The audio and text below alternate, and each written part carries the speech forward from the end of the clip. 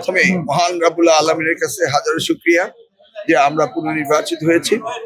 আজকের এই দিনে আমি প্রচন্ডভাবে ব্যথিত যে আমাদের দেশ মাতা বেগম খালেদা যে নেই এই আনন্দের সময়ে।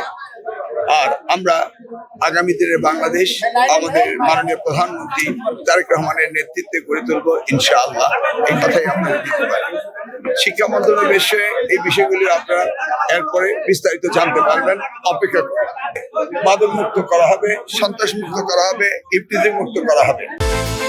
বিকাশ পেমেন্টে 10,000 টাকার বেশি অফার, শপিং চলছে তো। নকল যেভাবে যাত্রা শুরু হয়েছিল কচুয়া থেকে, মাদক মুক্ত যাত্রা আমরা কচুয়া থেকে শুরু করব, আর দুর্নীতি মুক্ত যাত্রাও আমরা কচুয়া থেকে শুরু করব এবং সারা বাংলাদেশে ইনশাআল্লাহ আমাদের প্রধানমন্ত্রী তারেক রহমানের নেতৃত্বে এগুলি হবে ইনশাআল্লাহ। কথা দিচ্ছি আগামীর বাংলাদেশ সুন্দর বাংলাদেশ তারেক রহমান সাহেবের নেতৃত্বে আপনারা পাবেন।